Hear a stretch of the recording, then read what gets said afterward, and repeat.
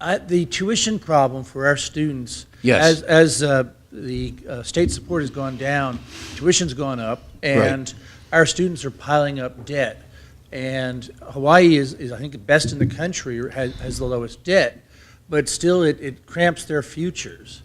That's right. And there are two models that people have come up with, and I'd love your thoughts on whether they're possible or practical.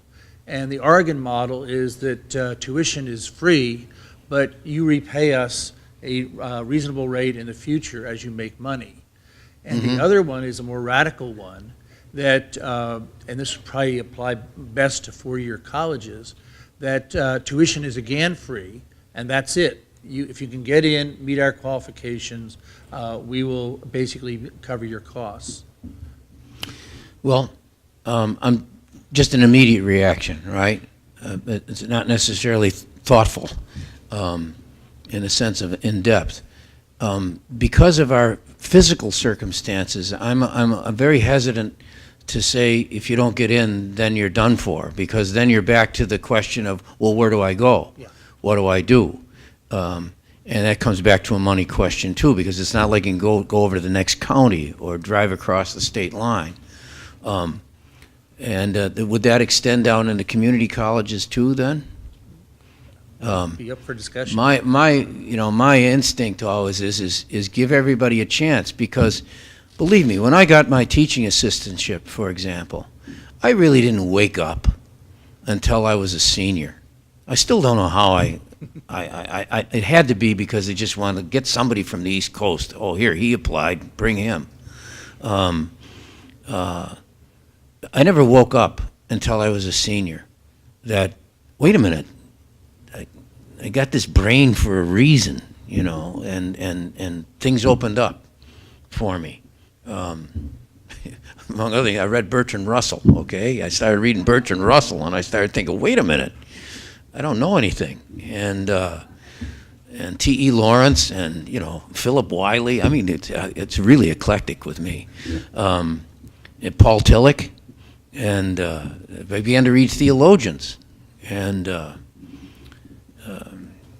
so I'm loath to trap people that because they didn't qualify or something at a particular time, that means that's it for you. Again, from my community college experience, I've met too many people that were in their mid-20s who suddenly said to themselves, I'm going to change the way I live. I got a different view of the world, or I'm going to get a different view. So my thought generally is how can I maximize the opportunity that at any given point in somebody's life they decide that school is where they need to be, or where they want to be, or they want to explore. They, put their toe in there, right? Dip themselves into that intellectual water. We should maximize that. So we got to figure out some way on tuition. Maybe it's like paying a credit card or something. I don't want the tuition any higher. And if somebody says to me, well, it's lower than it is someplace else, kind of thing. Yeah, well, it costs more to live here too. I mean, those kind of arguments don't mean anything to me. Because it's apples and oranges. It doesn't have anything to do. The question is, how do you maximize the opportunity for as many people as possible to get a university experience at whatever level they seek or determine that they want to pursue? So, I think what that means generally is investment of the general fund dollar, and that has to be foremost. Maybe we could do some weighted formula like we're doing for the DOE as to how much gets spent on each student. It's not perfect by any stretch of the imagination, but it gives choices and it gives us opportunities. The first thing we got to do, I think, David, more than anything else, is stop using tuition as a hammer to hit the funding anvil, and that solves your problems.